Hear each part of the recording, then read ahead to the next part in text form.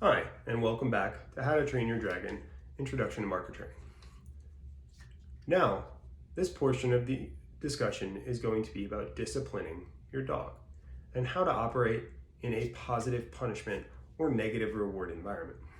So, your dog has 4 quadrants of learning.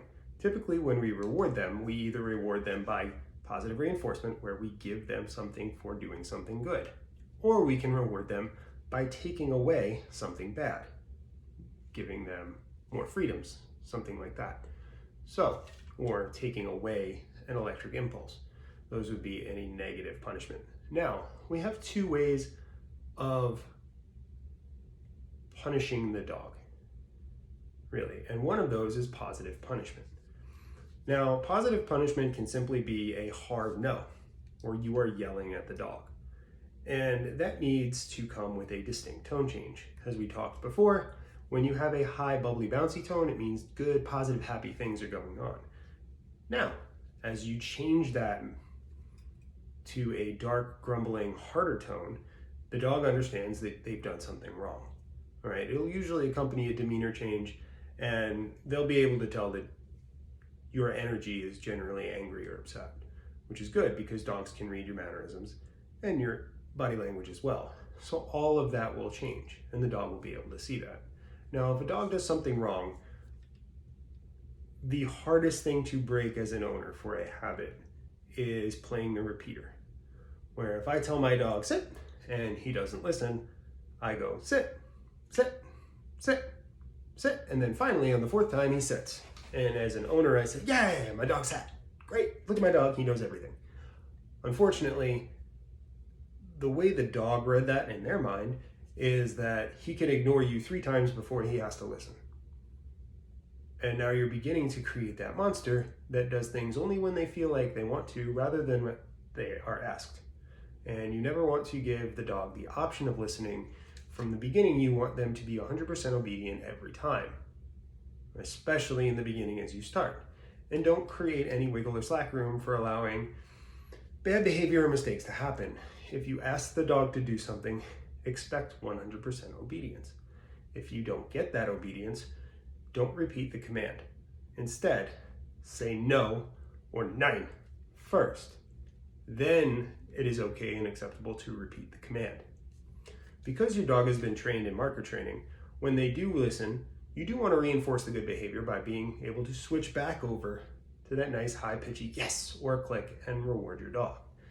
Now, additionally, the dog has also been trained on the Mini Educator electronic collar. Now, the way you start the collar is by tapping this little red dot to the red dot on the collar after it's been charged. That will charge the collar. It will light up green. This dials anywhere from high, or 100, all the way down to 0 for the shock. From 1 to about 10, it feels almost as a stim machine would in a chiropractor's office that just kind of makes your muscles twitch a little bit. Now, any higher than that, there's a little bit of stimulation there as far as pain compliance is concerned. The dog will definitely feel this. And how excited the dog is at the time will also depend on where this sits. So they may be able to ignore it if they're in a higher drive, or if they're playing with a tug toy or they're biting something. That is a much higher drive. They might ignore this until a higher number. So what we're going to do is we're going to keep it at a moderately low number. We don't want to overstimulate your dog. We don't want to shock them into the ozone layer. We just want to get their attention and let them know they've done something bad. Now what I will do is, in the beginning, I will pair vibrate with a command as an understanding that I am asking them of something or reminding them to do something that they're not currently paying attention to. So if I give a command, I will give it with a vibrate to let the dog know they need to be paying attention and they need to be listening to something.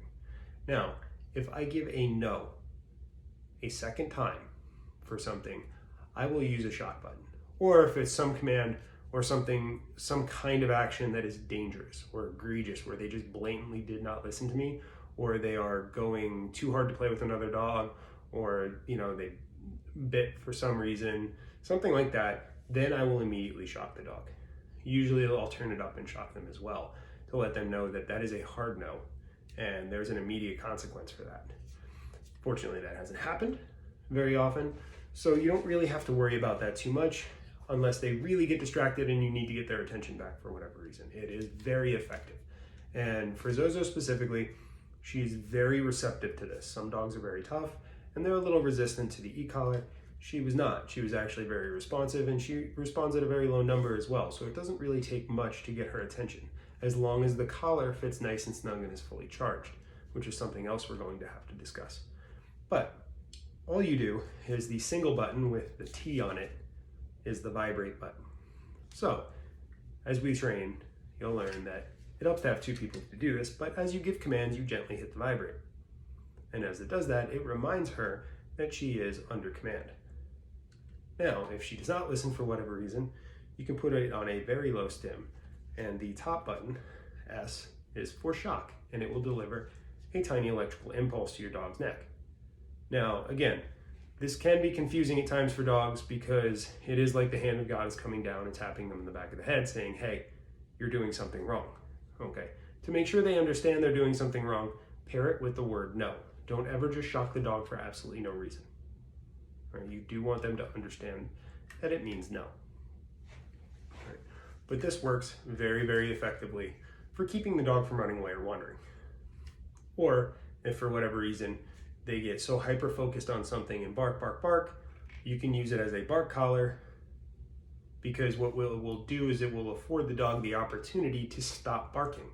Whereas a lot of traditional bark collars will continue to shock as the dog barks and then barks again from getting shocked.